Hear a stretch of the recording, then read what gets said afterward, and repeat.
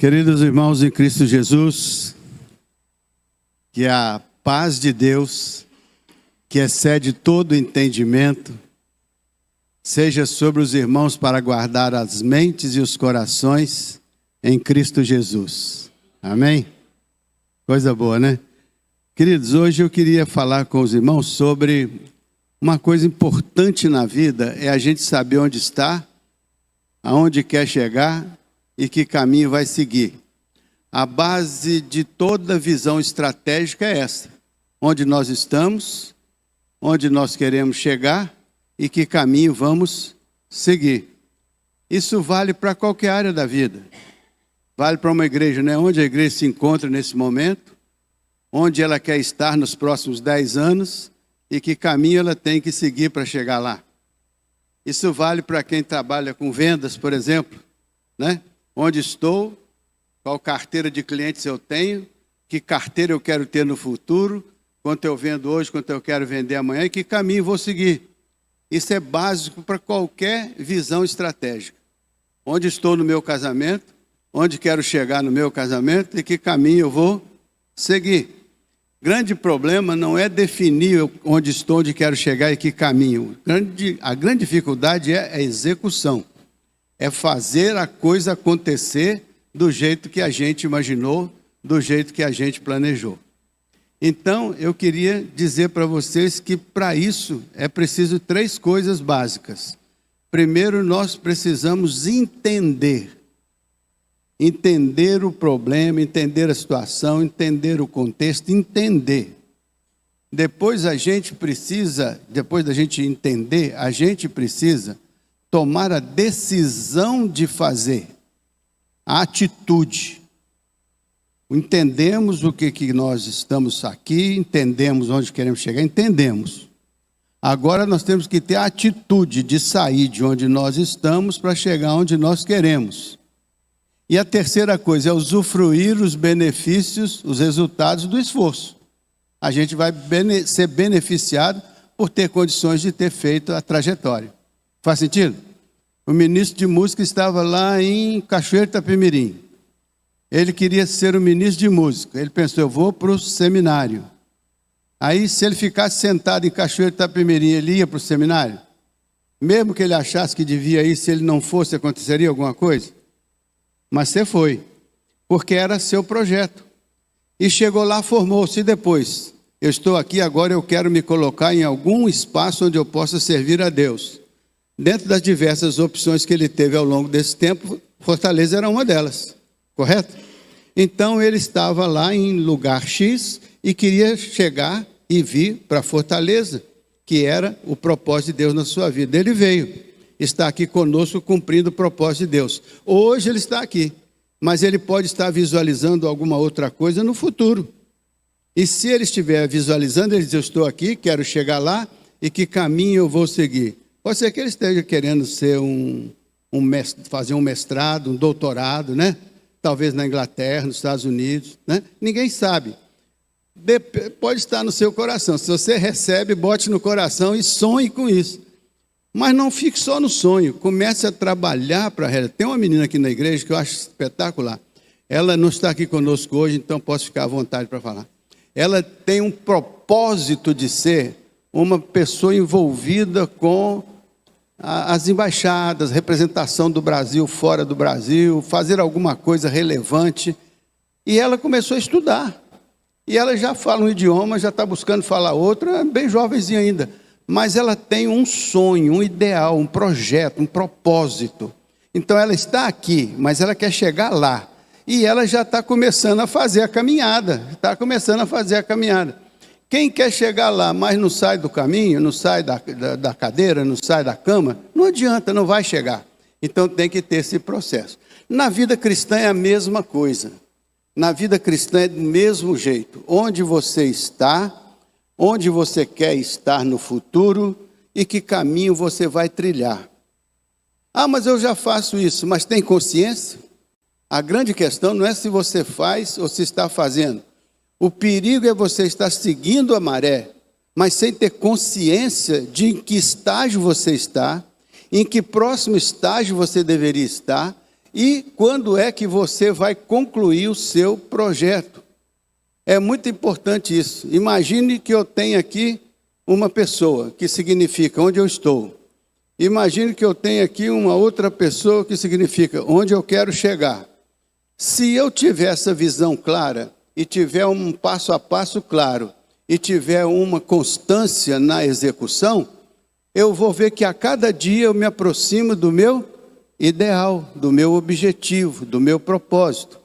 Pode ser que quando eu chegar aqui, o propósito ainda se amplie, mas a vida é assim, a gente vai prosseguir e prosseguindo em conhecer o Senhor, não é assim?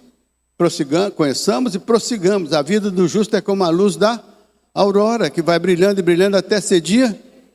Então significa que tudo obedece a um processo, e a gente vai integrando no processo as partes que devem ser integradas naquele momento, para a gente chegar à glorificação dos nossos corpos mortais perante o trono da graça de Deus. É para a casa do nosso Pai que nós estamos caminhando, não é verdade? É para essa glorificação dos nossos corpos mortais, não é para isso? Então, onde nós estamos? Onde queremos chegar? Lá. Mas no meio desse caminho tem etapas, e nós vamos cumprindo essas etapas, porque nós vivemos aqui e agora. Deus tem um propósito para a nossa vida aqui e agora, como Ele tem um propósito para a nossa vida ao longo do trajeto, até chegarmos à casa do Pai. Faz sentido essa introdução para vocês? Vai sentir que não deu, não teve eco. Faz sentido essa introdução para você? Yes! Agora me realizei. Agora estava aqui, cheguei aqui morto de alegria e de felicidade. Igual o nosso encontro de casais, onde foi lindo, né? Foi uma bênção muito grande, foi maravilhoso, sensacional. Então eu queria que vocês abrissem. Olha, a Bíblia é tão extraordinária, eu me apaixono cada dia pela palavra. Cada dia eu me aproximo mais da palavra, eu me identifico mais com a palavra, e eu vejo como Deus tem uma sabedoria, que é uma coisa impressionante. Às vezes, num pedacinho assim de 10 versículos, você encontra um conjunto organizado do que a gente deve fazer, do que a gente deve ser, que a gente fica pensando, mas como pode Deus ter a capacidade de reunir num pedacinho de papel, num cantinho aqui, usando um apóstolo para escrever uma coisa que contém em si mesma todo um conjunto. Aí eu fiquei pensando outro dia, mas se ele construiu esse universo todo, gigantesco, olha, até brilha a luz, está vendo? É um negócio fantástico. É fantástico esse negócio. Não é brincadeira, não. Vocês estão brincando? E a gente pensar que esse Deus grandioso mandou o seu Espírito Santo habitar dentro de nós. Tal conhecimento é maravilhoso demais, que eu não posso entender. O salmista já disse isso antes de mim, mas eu faço coro com ele. Como é que pode ser grandiosidade infinita, eterno, encontrar um espaço particular na minha vida, que é cheia de complicação, cheia de problemas, cheia de desentendimento, cheia de contradição? Como que isso pode ser possível? Se tu podes crer, completa para mim.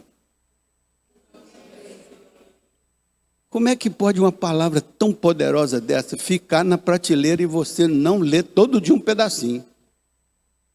Eu te desafio a amar a palavra, esconder a palavra no coração, trazer a palavra para a sua meditação, porque tem coisas tão especiais.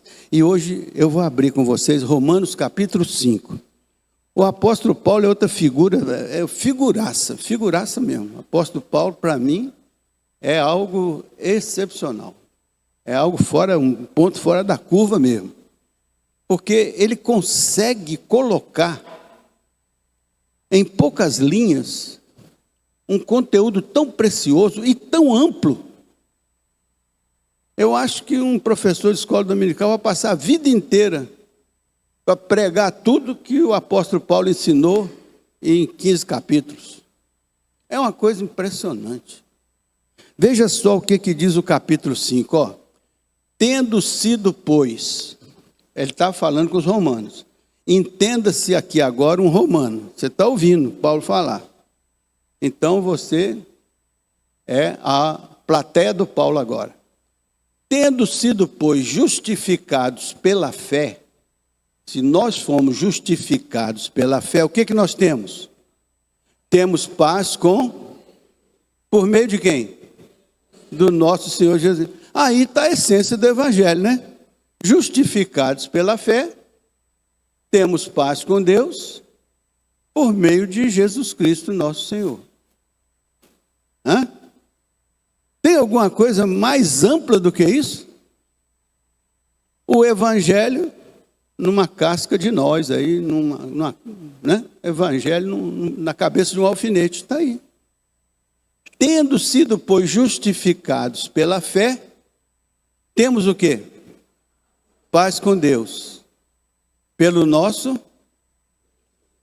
Então, Jesus Cristo é o nosso mediador entre o que nós éramos e o que nós passamos a ser por conta do ato da justificação. Eu tenho dito que justificação significa justos ficados. Isso pode ser, do ponto de vista do português, uma coisa meio aberração, né? Mas, do ponto de vista do entendimento, pode ser justos ficados. É igual a justificados. Ou seja, a justiça de Deus foi realizada em seu favor e você se beneficia dela, tornando-se justo. Como se justo fosse. Não por causa da sua justiça, mas por causa da justiça de Deus, que ele executou em seu Filho Jesus, quando este levou sobre si os nossos pecados. Pelas suas pisaduras fomos sarados, e o castigo que nos traz a paz estava sobre ele, e nós fomos curados, perdoados. Então essa é a essência disso aí. Jesus Cristo levou sobre si os nossos pecados. Ele era o Cordeiro de Deus, que obedecendo o ritual do sacrifício, deu a sua vida por nós, e tornou-se o Cordeiro definitivo. Depois dele não precisa mais nenhum sacrifício de nenhum Cordeiro, porque ele é unigênito Filho de Deus, que se entregou por nós e satisfez completamente toda a justiça de Deus, a fim de que nele nós pudéssemos ser justificados. Meus irmãos, isso não é pouca coisa não. Se a gente se apropriar disso, se a gente se entender isso, a gente já entendeu fundamentalmente a essência do Evangelho. Mas vamos ver o que pode. São 11 versículos só. Vocês vão ver a maravilha que é isso aqui. Verso 11, vê lá, verso 2. Por meio de quem? Está falando de Jesus. Por meio de quem obtivemos acesso. Por meio de quem? Por meio de Jesus, aquele que foi nosso mediador, e é o nosso mediador. Por meio de quem obtivemos acesso pela fé. Aí outra coisa, temos acesso. Mas qual que é o elemento que se move dentro de nós para que nós nos apropriemos disso em nosso favor? A fé é o firme fundamento das coisas nas quais nós cremos. E a esperança das coisas nas quais nós acreditamos. Então a fé é um dom de Deus. A fé não é uma criação humana, é um dom de Deus. Deus já nos criou com a capacidade de crer, de acreditar. É tão verdade que se você pegar um carro e for pelas estradas de Santos, que são todas cheias de curvas, como disse o poeta, né? Na estrada de Santos, né? Se você for por uma estrada cheia de curvas, sinceramente, você para antes de cada curva, sai do carro e vai lá ver se a estrada continua? Se você fizer isso, vão dizer que você está maluco. Mas nós não fazemos por quê? Porque nós temos a capacidade de acreditar que as coisas vão ser como nós imaginamos, ou pensamos, ou combinamos que elas vão ser. Essa capacidade de acreditar, se você disser assim, olha, Gustavo, me espere às 10 horas que eu vou chegar lá. Você vai me esperar às 10 horas? E eu vou chegar lá e vai acontecer. O que foi isso? Ele me esperou, ele ficou lá esperando por mim. Por quê? Porque ele acreditou. Essa capacidade de acreditar é implícita e intrínseca ao ser humano. Todo mundo é capaz de acreditar. Agora, se você acreditar no diabo, você escolheu o objeto da sua crença. Se você acreditar em Deus, você escolheu o objeto da sua crença. E Deus tem uma fé diferenciada, porque ela procede do alto, assim como a sabedoria que procede do alto é boa. Também a sabedoria terrena e animal e diabólica, ela também existe, mas ela não é concorrente da sabedoria do alto, porque são diferentes, de fontes diferentes. Então a fé que Deus nos abençoa como um dom especial é a capacidade geral de crer, mas a nossa escolha de crer no Senhor, de crer na palavra do Senhor, vem da nossa resposta a uma apelação do Espírito Santo ao nosso coração. Ele apela, a Bíblia diz que ele nos conduz na verdade, ele nos convence do erro, é ele que faz esta aproximação de Deus até nós, e nós respondemos pela nossa capacidade de crer. Quer um exemplo disso? Um dia Jesus estava no barco com seus discípulos. Deu uma tempestade gigantesca. Essa tempestade levou o pessoal ao desespero. Vai todo mundo morrer. O fato é que naquele momento, eles se lembram que Jesus está no... Então eles chegam lá, mestre, não se te dá que morramos. Podes assim dormir, se a cada momento nos vemos prestes a submergir, estamos prontos para morrer. E o Senhor fica aí dormindo. Aí o Senhor pergunta, onde é que vocês puseram a sua fé? Onde é que está a sua fé? Eles podiam dizer, mas Senhor, o Senhor não está vendo esse tumulto? Pois é, a fé é para ser exercida no meio dos tumultos da vida, das dificuldades da vida. Emanuel é Deus presente conosco. Se você crê nisso, então nas horas difíceis da vida você pode crer que o Senhor está conosco. Ele é o nosso refúgio, ele é a nossa fortaleza. Então veja, então naquele momento Jesus diz assim, a fé de vocês está no barco que está afundando? A fé de vocês está na habilidade de marinheiro que vocês têm, que não está conseguindo vencer essa tempestade? A fé de vocês está na habilidade aí do trabalho de vocês? A fé de vocês está na tranquilidade das águas? Não. A fé de você tem que estar em algo muito superior a tudo isso. E aí ele mostra para eles onde que a fé que vem de Deus difere da confiança dos homens. É assim. Acalmou a tempestade do vento, amainou a tempestade das águas, e tudo se fez uma bonança. Quando a ação de Deus acontece, algo diferente ocorre. Porque o tumulto da natureza estava acontecendo. O medo dos homens estava acontecendo. Mas a intervenção de Jesus serenou aquilo. Então é essa fé que move o coração do crente em Jesus, do crente na palavra, do crente em Deus, do crente na obra do Espírito Santo. É essa fé que mostra um Deus que age na nossa história, que faz a diferença.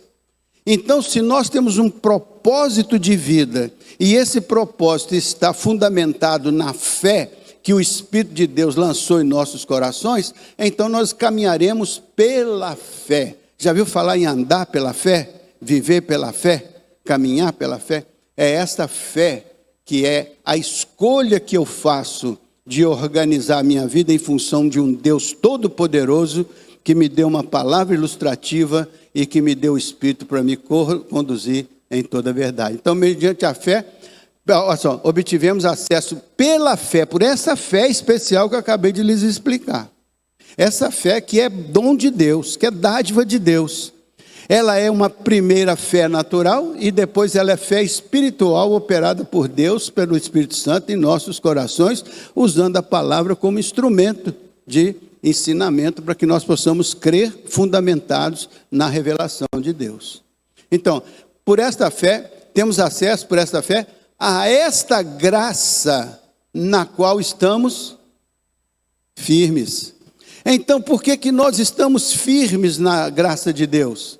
Porque nós temos a fé que Deus nos justificou e nos fez herdeiros da sua herança. Nos fez filhos da sua família. Nós somos co-herdeiros com Cristo das benesses de Deus. Então nós estamos firmes nesta graça, porque ela nos foi abençoadamente entregue pelo Senhor nosso Deus, que pela fé nos deu acesso a ela.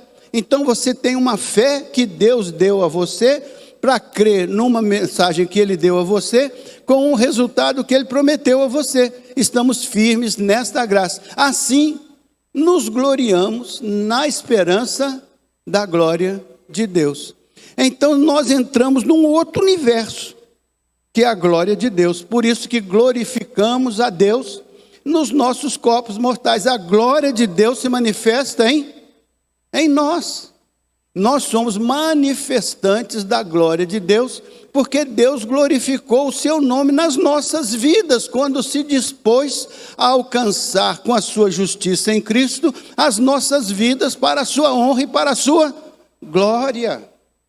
Entenda, irmão, você é um herdeiro desta extraordinária organização divina a favor da criação do Senhor. Ele nos criou para o louvor da sua glória. Então nós estamos firmes nisso, porque pela fé nós acreditamos nisso. Pela fé nós nos dispomos a isso. Veja o verso seguinte. Eu fico tão empolgado que eu me emociono, irmãos. É verdade. Estamos firmes nessa graça, né? Por meio de quem obtivemos acesso pela fé a esta graça, igual estamos firmes, assim nos gloriamos na esperança da glória de Deus. Agora o verso seguinte, o verso 3. 3. Isso. Não só isso. Pense bem, você pensou que era muito? Paulo dizia, não só isso. Isso é só a entradinha, o prato principal vem depois.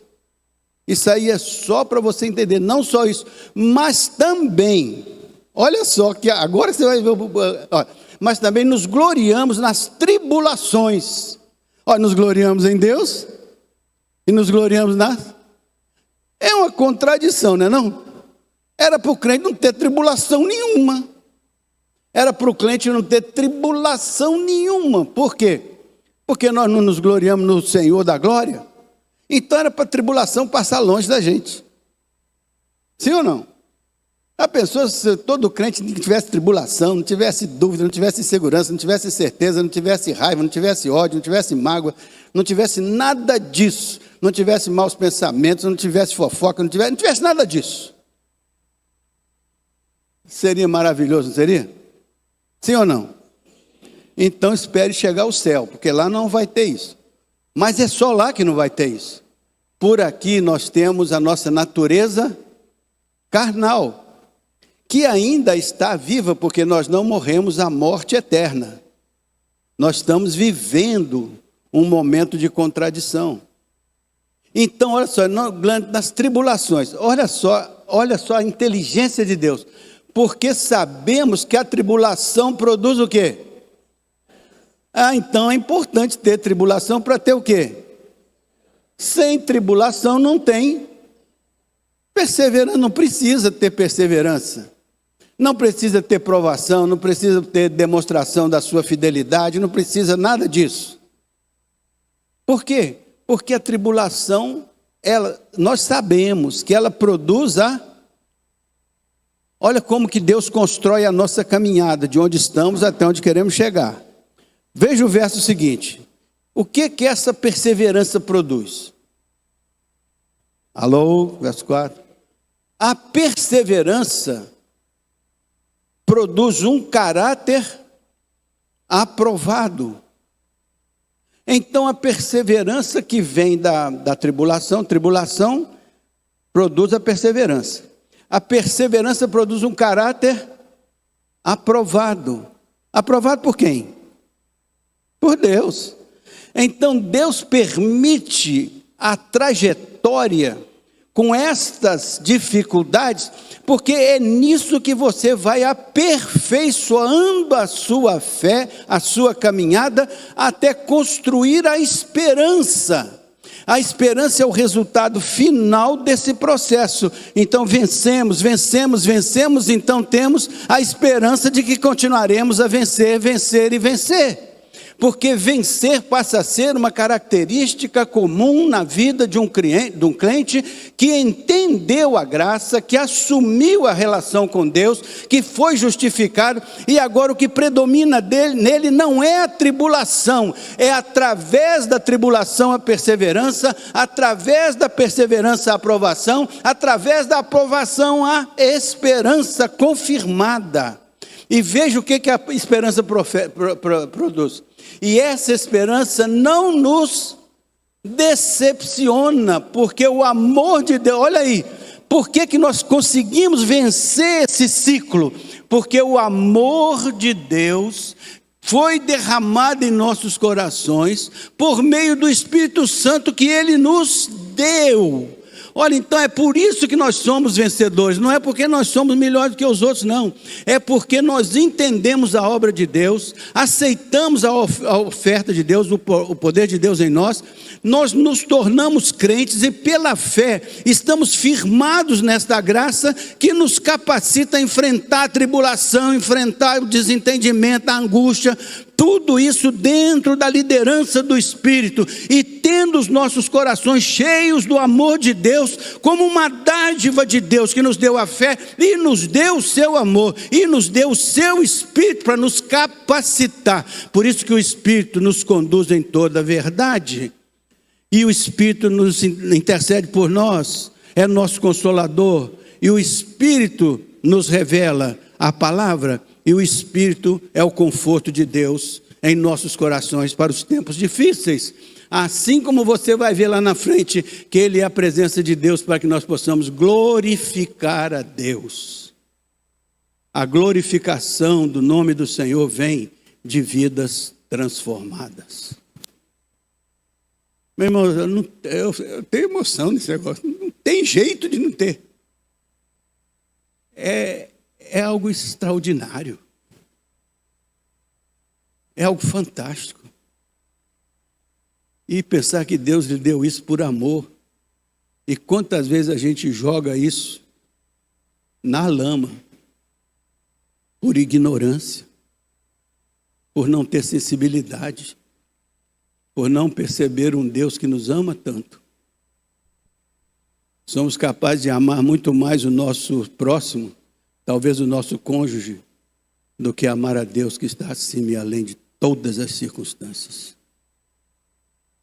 Somos chamados a reconhecer o amor de Deus. Até porque Ele fez isso, Ele mandou o Espírito Santo dele para dentro de nós, para derramar isso dentro de nós, para que nós tivéssemos esta bênção presente em nós, obra de Deus nas nossas vidas.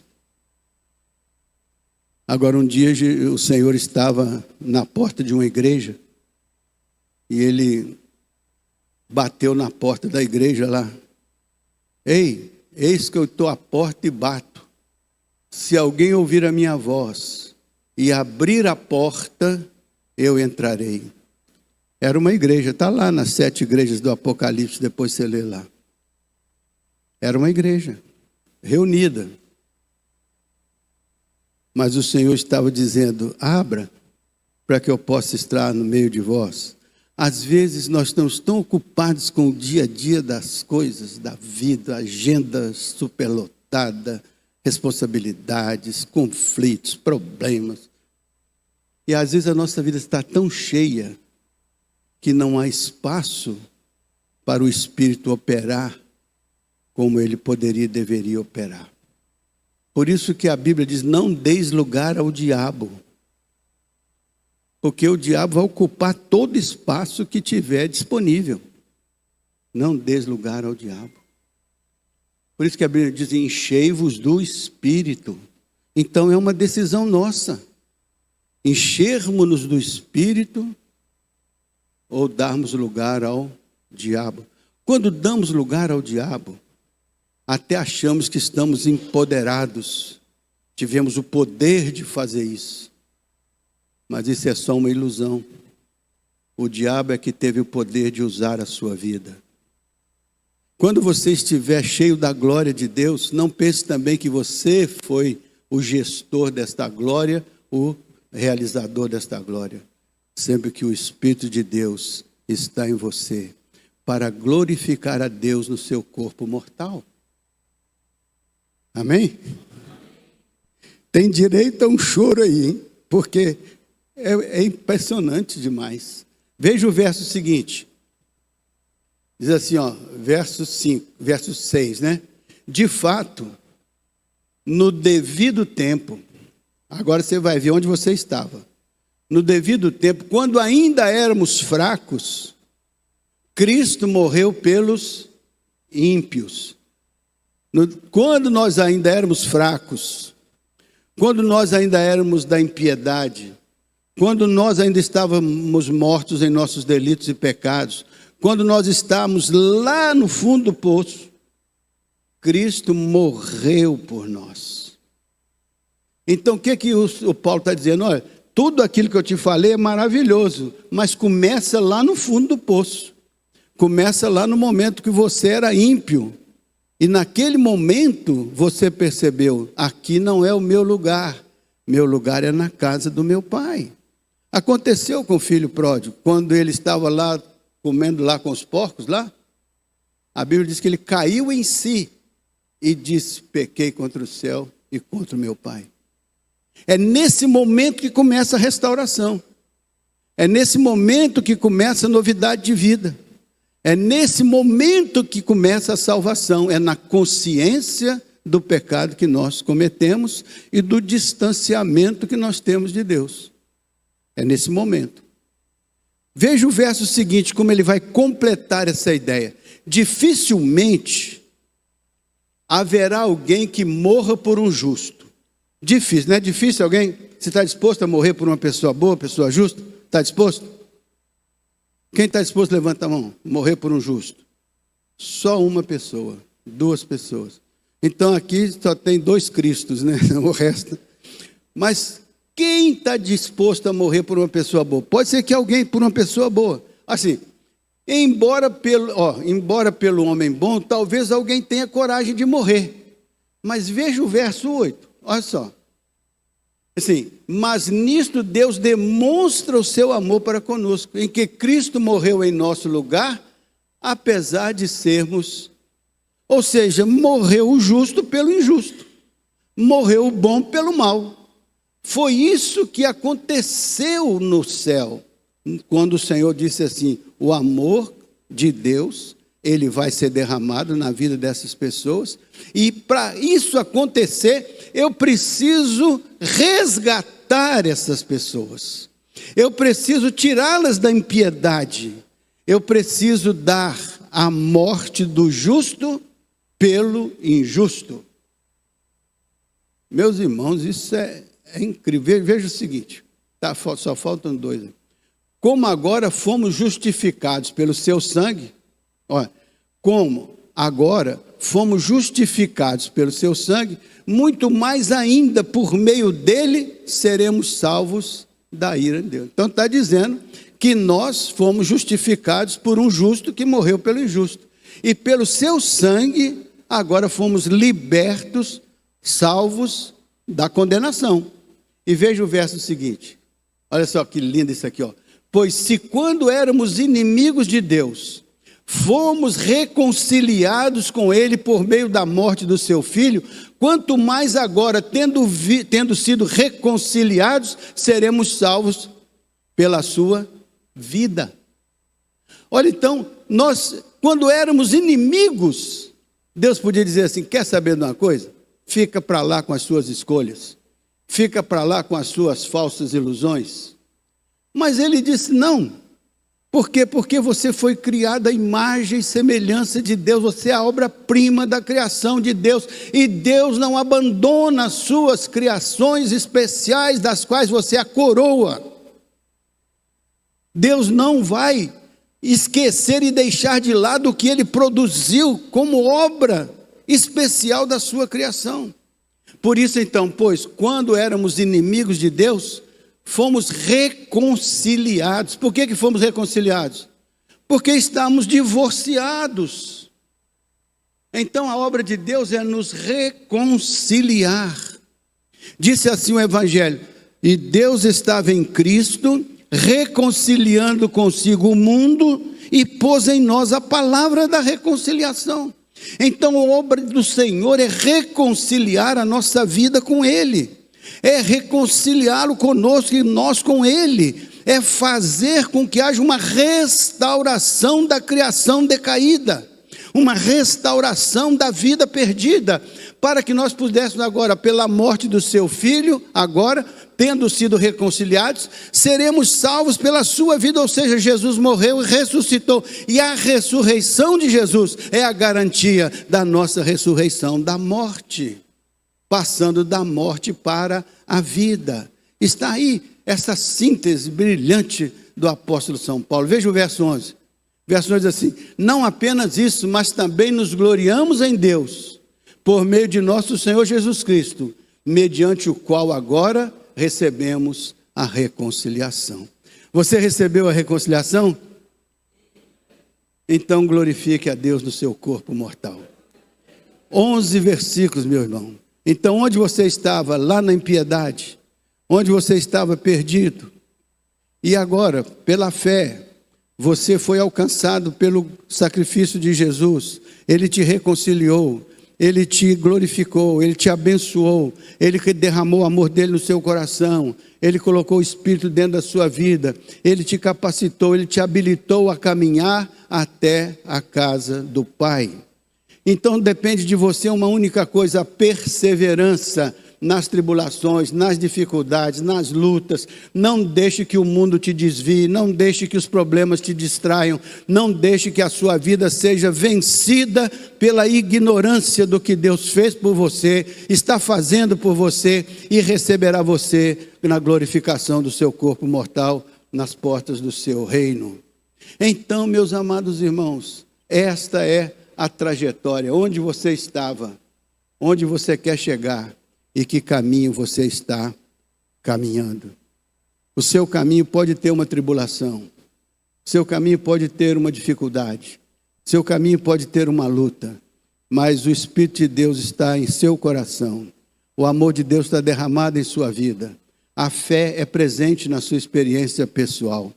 E Ele vai estar com você, porque o Espírito Santo intercede por nós, até com gemidos inexprimíveis. Você vai orar, você vai se consagrar, você vai andar, e você vai ver que essa trajetória, embora tenha altos e baixos, ela será vitoriosa, porque você tem dentro de você todos os recursos para alcançar a glória eterna do Senhor. Amém?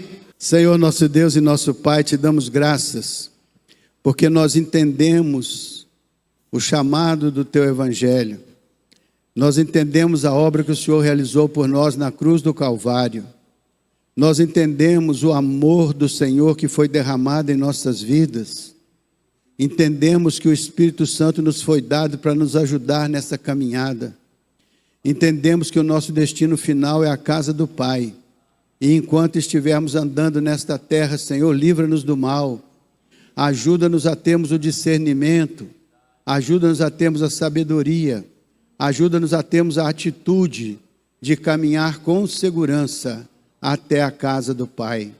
Ó Deus, nós somos gratos, porque o Senhor nos abençoou, nos reuniu nesta igreja e nos fez Teu corpo, do qual o Senhor é cabeça. Ajuda-nos a honrar o Teu nome aqui neste lugar, ajuda-nos a fazer aqui a Tua vontade, e que possamos sempre ser aprovados pelo Senhor, como lá atrás houve aprovação.